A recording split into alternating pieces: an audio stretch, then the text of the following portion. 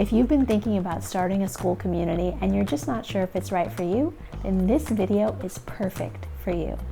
If you'll stick around, I will share one of the most unique ways that I think we can use Skool to better ourselves. And I'll tell you right now, it doesn't have to do with starting a paid community.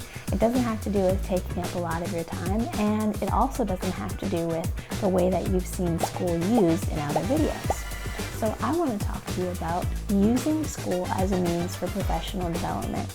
I haven't heard a lot of people talking about this, but I feel like it's an important way that we can use Skool to our benefit. Thinking about Skool communities as a resource for our own professional development is an awesome way to invest our time, our energy, and even our money. My name's Lauren Messina, and I started a Skool community called Dance Hub. It's a place for dancers to find support and collaboration in an inclusive environment to thrive. We are co-creating this space together. It's me and about 90 members. If you're a dancer and you want to join us, you can click on the link in the description.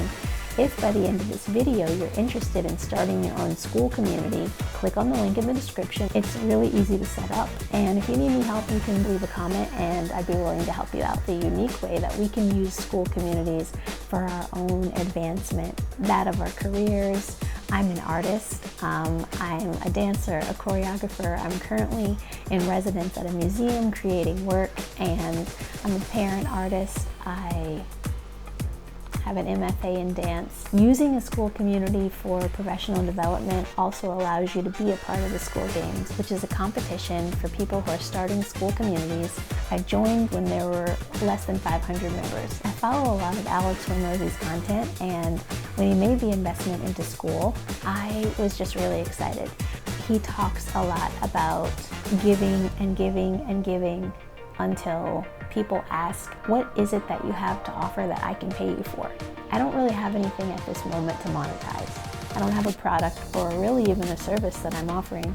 All I have is a vision of what I think that we can create together as dancers, and I wanted to go ahead and get started making that space. Creating a Skool community is an awesome way for you to test out new ideas, to experiment with whatever your product or service is, or whatever, for me, whatever your art is, whatever medium that you use. You can experiment with writing copy, with editing videos, with filming videos, scripting. You can experiment with curating content in your classroom. You can experiment with curating your calendar that you have and scheduling out different events.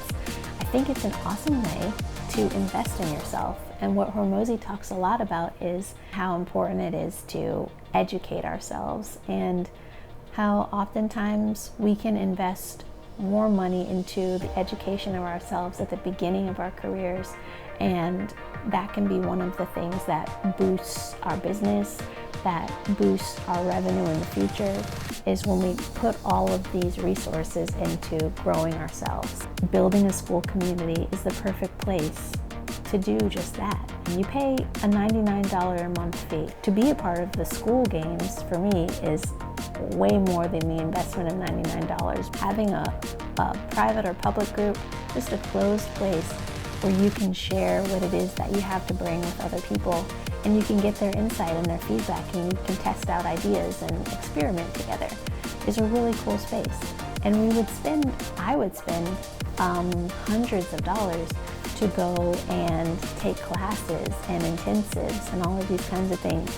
And I'm finding it to be really exciting that I can curate the events that are happening in our community in a way that also benefits me. I'm able to take class. We're starting very small, and we're having classes that are led by members of the community. We hosted a bigger workshop by some guest artists that came in. We've also had a few meetups together, some guest speaker sessions. That's what I'm really excited about, is having people come in, subject matter experts that can come in and talk about things that I'm not either as experienced in, or things that I want to learn about.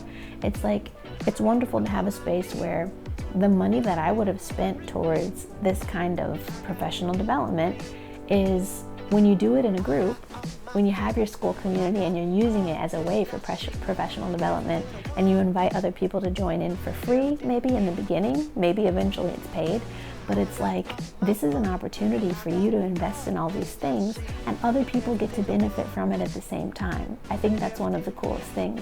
It's almost like a co-op of sorts, where we can fill it with the things that members want to have. We can fill it with things that I want to have inside the group, and have a bunch of resources. There's just so many things that I am imagining that it's like, one day as this place develops, as I grow as an artist, and as I grow as an educator in dance, and as I meet all the people in the group and I'm really just learning from them. We have people in the group that are more experienced in podcasting, more experienced in writing, more experienced in teaching, just different things.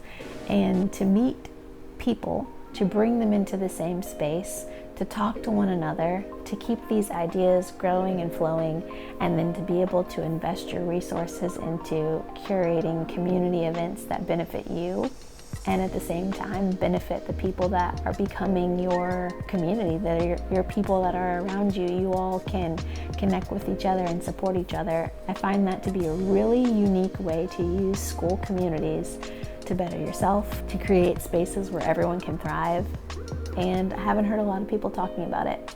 So if you are considering starting a school community, there's your motivation. You don't have to know everything to start.